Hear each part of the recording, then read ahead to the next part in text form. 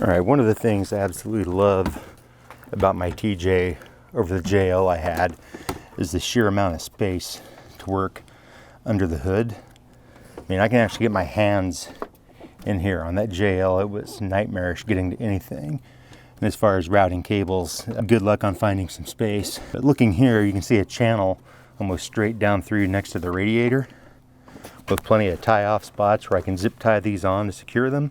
I also have them in split tube lubing, help protect them. So we'll start pulling the cables up here next, and then route them on back. I've changed the path. I thought about this a couple times. So I've got both cables ran behind. Ground comes off the bottom. Power comes off the top. I'm running them both in front of the sway bar, so if this ever comes off, it's a lift off instead of having to try to squeeze it between cables. And for my wire fishing, I actually have the proper tools, but for those of you who don't, anything long and straight will work. So I am going to tape my cables up on here and pull this up through. I'll show you how I tape these up. First things first, I'm going to check sure this cable routing works. This cable may not be long enough, so I'm going to go ahead and pull it up here. Check the length.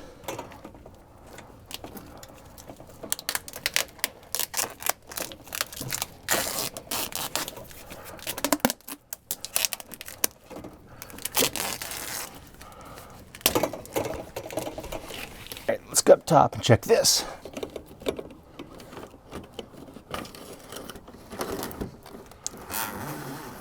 It does look like with some careful routing here, this will snake along the inner fender well, come back and lay really cleanly on the positive side of the battery here. So I'll get this one untaped, I'll drop the broom back down there, and we'll pull the ground wire and do the same thing.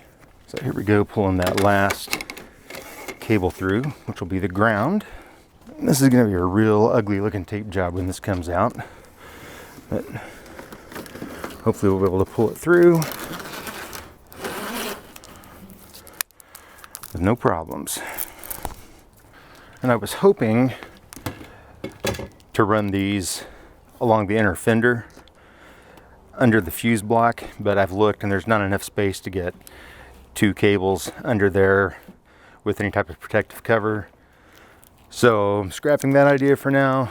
Later on, if I go to one of the flat fender setups, we'll take another look. So for now, it's routing these, getting them bolted down, and then I'll go back through and secure the tie wraps, you know, at various creative places. But this still gives me enough room and enough slack to get the airbox off, get into the fuse block, and then you can see you still have plenty of room over the battery for both cables. So I'll grab what I believe is a 10mm, get these off, and we'll, well, actually they're different sizes. Got one tiny, one larger. Those are even different sizes. Probably be swapping these battery connects out at some point. In fact, probably be putting in a bigger battery at some point. Well, the hot side turned out to be a 10mm at least.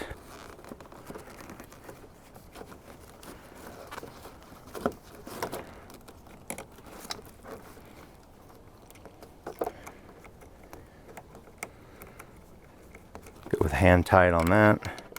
Let's move to here. I'll give it a little bit of snugging. 14mm on the other side. And of course, that does not want to fit over the bolt, but it will fit over the lug. I'll go that route. I'll just clamp it on the lug instead of the rear post, and we'll get it done because we are losing daylight in a hurry. It always makes me uneasy when I can move my whole battery terminals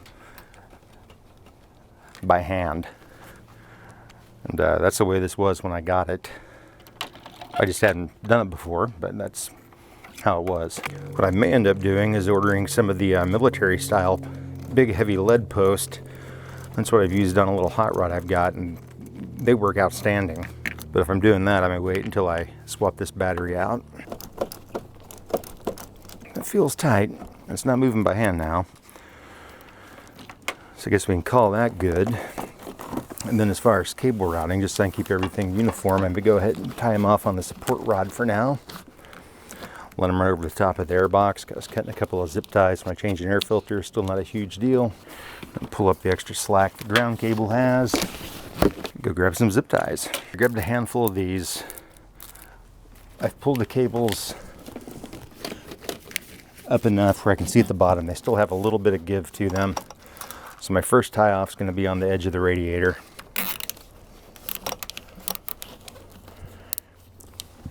I'm not going to make it too tight because this is one of those places that could be a rub point. But again, there's plenty of split loop tubing.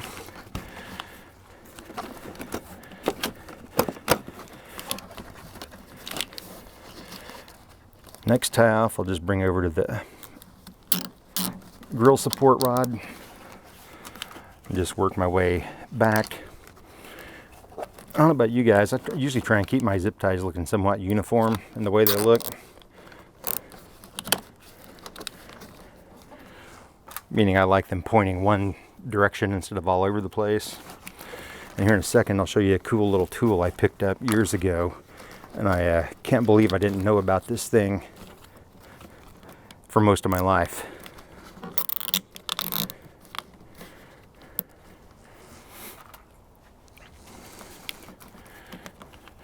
I got one more with them down here. Again, just kind of keep things looking uniform. And someday I'm going to play a game of what's stock and what's not under here, because like this is not stock. This is for the lights that are up top.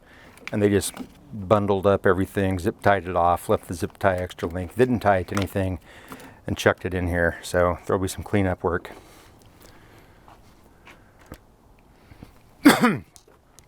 Anyway, tool. Little thing's called the flush cutter. This one's crescent. I've bought one before at the local Ben Franklin craft store they use for making jewelry and flush cutting little bits of wire. So what you do, put these flat edges down on your zip tie, clip it, and if you've ever cut yourself before in a zip tie, I'll give you an idea here. Would you do that on a normal cut zip tie? So I don't know how many times I've ended up bleeding from plastic off of one of these stupid things. But not with the flush cutter. Flush cutter gets them all clipped off, nice flush. It pulls them out just a hair, and then when they cut, it pulls back into the housing. Everything looks good there. That's wired, so for now let's check the winch function. Testing the winch function, first thing we'll do is turn the winch on. I don't know if this is the same on the Xeon as it is the Xeon Platinum, but on the Xeon Platinum you got a power switch on the back. That's your first step. Turn it on. You can see the light blinking. I believe that means it's going to be ready to pair to Bluetooth. Which brings me to the next bit. We've got our controller. So I'm going to turn my light down here, see if I can get a better video of the controller. So we're going to power it on. Right. Next thing we're going to do is go through to the setup, select it. We're going to go down to this little icon, which is winch pairing. It's going to tell us to hold down these two buttons.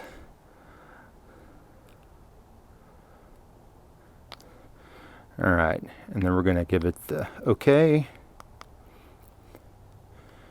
Now it's going to do its thing.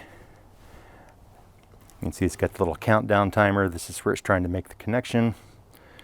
And it's been a while since I've had to use my winch, honestly, but if I recall correctly, once you've got it paired and it keeps power, it stays paired. But if not, it's not a horrible operation to do this. And if you see up here at the top, it shows the signal is strong. So let's go back, which should be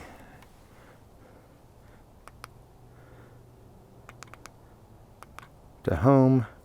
Let's see if we can connect here. I can hear some noises.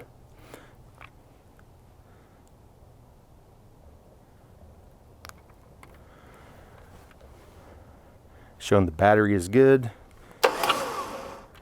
All right, just pulled in.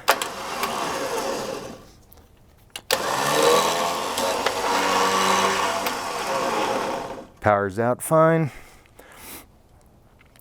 And then to unlock this, if you want to free spool, you can see the icon on here at the far left. We'll hit that, and you hear that click. That's the clutches releasing, and you can drag this thing out by hand. And before I can use this, I am going to have to go do a re-pull in a parking lot, because after I used it the last time, I just ran it around my bumper, got home, spooled it back in after I cleaned it off some. So I'm not ready to winch yet, but that may be another video.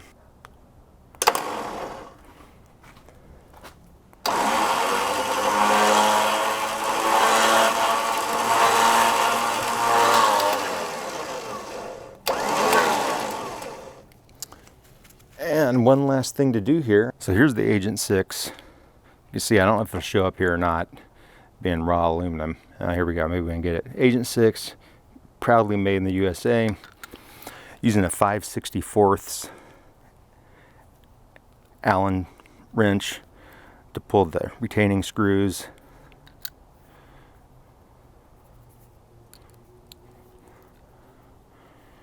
And I believe I can probably do this without actually physically pulling both of them, maybe. Yes. No, it still captures the pin, so both have to come out. And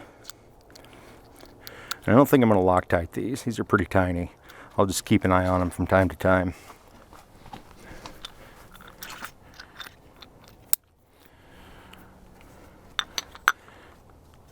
So we'll sit this in here, drop the pin back through, set the little logo warning plate back on here. So we can get these screws back in.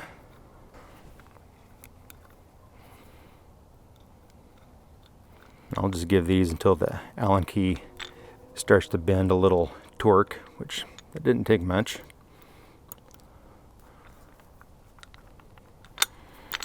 All right, the next step, we'll go ahead and pull this in.